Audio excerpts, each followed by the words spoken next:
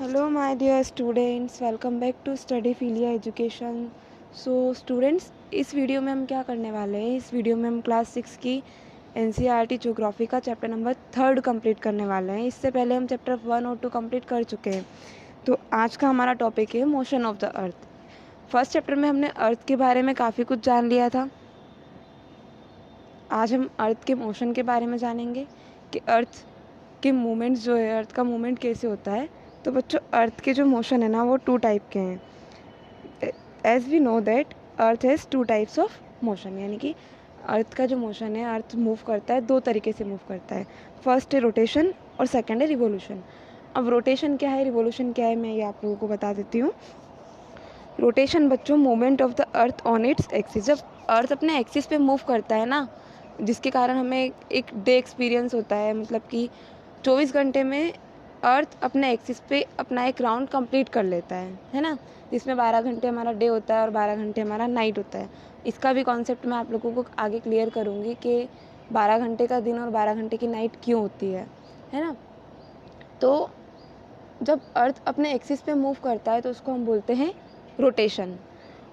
Revolution, movement of the earth around the sun in a fix path.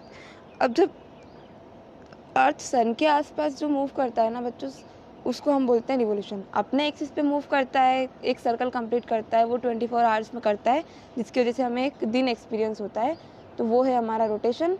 और सन के आसपास बच्चों जो अर्थ है ना, वो 365 डेज एंड 6 आवर्स में एक रिवोल्यूशन कंप्लीट करता है, जिसको हम एक ईयर, एक साल मानते हैं, है ना। तो रोटेशन की वजह से क्या होता है, एक दिन होता है, और रिवोल्यूशन की वजह से पूरा एक साल होता है। ये भी मैं आप लोगों को आगे बताने वाली हूँ। अब देखते हैं एक्सिस क्या है बच्चों। The axis of the earth, जो कि एक इमेजनरी लाइन है, makes an angle of 66 half degree with its orbital plane. अब ऑर्बिटल प्लेन क्या है, एक्सिस क्या है, मैं ये आपको बता देती हूँ। बच्चों, जो अर्थ है ना, उस पर कोई एक्सिस बना हुआ नहीं है, ये हमने ग्लोब के ऊपर बनाया हुआ है अर्थ की स्टडी करने के लिए। तो ये जो ऑर्बिटल प्लेन है ना बच्चों, जो सेंटर से जो लाइन जा रही है, इससे, इसके सेंटर से जो हमारा नॉर्थ पोल है, उसका एंगल है बच्चों 66 एंड हाफ डिग्री। ये आपको यहाँ पे दिख रहा होगा। एक्सिस से नॉर्थ पोल तक का जो ये एंगल है ना, ये क्या 66 एंड हाफ डिग्री का है। Is that clear? Due to the spherical shape of the earth, only half of it receive light from the sun at a time। अब जैसा कि हमने बताया आपको कि 12 घंटे दिन होता है और 12 घंटे रात होती है। तो ऐसा क्यों होता है? अब जैसे बच्चों, अर्थ का जो शेप है ना, वो स्फेरिकल है। अब स्फेरिकल शेप की वजह से पूरा सन की जो रेज है वो पूरी अर्थ पे तो नहीं आ सकती है ना एक टाइम पे। ये देखो यहाँ पे, ये हमारा अर्थ है। सर्कल ऑफ इल्यूमिनेशन भी मैं आपको बताऊंगी कि ये क्या है, जो अर्थ को हाफ पार्ट में डिवाइड करता है। आधा पार्ट जिसमें डे एक्सपीरियंस होता है वो, और आधा जिसमें नाइट एक्सपीरियंस होता है वो। तो ये जो बच्चों, जैसे सन की जो किरणें हैं वो डायरेक्ट हमारे अर्थ पर आती है, जैसा कि आपको पता है, और वो पूरी अर्थ पर नहीं आती है, क्योंकि जो जो एरिया सन के जस्ट सामने होता है ना, उस एरिया में हमें डे एक्सपीरियंस होता है, वहाँ पर लाइट आती है, और बाकी के आधे एरिया में लाइट नहीं आती है, तो वहाँ पे नाइट होती है। और जैसे जैसे अर्थ मूव करता है वैसे वैसे हमारा टाइम चेंज होता रहता है। जैसा कि मैंने आपको लॉन्गिट्यूड और लैटिट्यूड जब बताया था, ग्लोब के बारे में पढ़ाया था, तब मैंने आपको एक्सप्लेन किया था ये। The circle that divides the day from night on a globe is called the circle of illumination. जैसा कि मैंने आपको बताया कि सर्कल ऑफ इल्यूमिनेशन एक लाइन है जो कि डे और नाइट में पूरे ग्लोब को डिवाइड करती है। The earth takes about 24 hours to complete one rotation around its axis. The period of rotation is known as the earth's day. जैसा कि मैं आपको आगे बता चुकी हूँ कि अर्थ जो है हमारा 24 घंटे में, 24 आवर्स में एक रोटेशन कंप्लीट करता है उसके एक्सिस पर, है ना। और रिवोल्यूशन कब, कितने टाइम में कंप्लीट करता है? तो 365 डेज एंड 6 आवर्स में रिवोल्यूशन कंप्लीट करता है ना। और रोटेशन कंप्लीट करता है 24 आवर्स में, जिसको हम अर्थ का एक डे बोलते हैं, जो कि डेली मोशन ऑफ द अर्थ है। जिसको हम क्या बोलते हैं, अर्थ का डेली मोशन अपने एक्सिस पर। आई होप आप लोगों को रोटेशन समझ आया हो। What happen when earth is not rotate. अच्छा, कभी आपने सोचा है कि अगर अर्थ रोटेट नहीं करेगी, अर्थ अपने एक्सिस पे नहीं घूमेगी तो क्या होगा? लाइफ पॉसिबल ही नहीं है अगर ऐसा होता है तो। देखते हैं आगे। The portion of the earth facing the sun would always experience death. अब जो अर्थ का जो पोर्शन सन के सामने है, जैसे मान लो अगर अर्थ रोटेट नहीं करता, अर्थ अपने एक्सिस पर फिक्स्ड है, तो ये जो पोर्शन है जो सन के सामने है, यहाँ पे क्या रहेगा? यहाँ पे दिन ही दिन होगा। और जो सन के सामने नहीं है, जो सर्कल ऑफ इल्यूमिनेशन के इस साइड है, उस पोर्शन में क्या होगा? रात ही रात होगी, अंधेरा होगा, है ना। और क्या वहाँ पे सर्दियाँ होगी, यहाँ पे गर्मी होगी। उसके कारण क्या होगा कि bringing continuous warm to the region and other half would remain darkness. यानी कि इस साइड तो क्या गर्मी रहेगी और उधर अंधेरा ही अंधेरा रहेगा, है ना। तो रोटेशन ज़रूरी है। ये सब ना हमने जान लिया रोटेशन के बारे में। अब हम देखेंगे रिवोल्यूशन के बारे में। The second motion of the earth around the sun in its orbit is called revolution. मतलब कि जो सेकेंड मोशन जो है, जो कि अर्थ सन के आसपास करता है, जो इलेप्टिकल पाथ में, है ना। जो पाथ जो है ना, वो अर्थ का सन के आसपास मूव करने का वो इलेप्टिकल पाथ है। ये भी आपको मैं आगे बताने वाली हूँ। तो सेकेंड मोशन जो है अर्थ का वो है रिवोल्यूशन, जो कि वो सन के आसपास करता है। Take 65 half days to revolve around the sun. जैसा कि मैंने आपको बताया कि कितना 365 डेज और 6 आवर्स।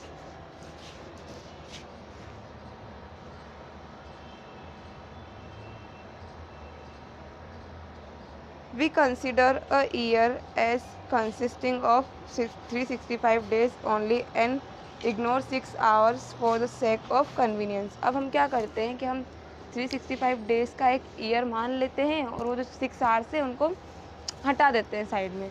और फिर हम क्या करते हैं बच्चों, जो ये 6 आवर हम हर साल सेव करते हैं ना, वो 3 साल के बाद जब 4th ईयर आता है तब हम उसमें इसको इंक्लूड कर देते हैं। और हम ये इंक्लूड कहाँ करते हैं? तो हम फरवरी के मंथ में 29 फेब, आप लोगों ने डेट सुनी होगी, जो 4 साल में एक बार आती है, वहाँ पे हम इसको इंक्लूड कर देते हैं।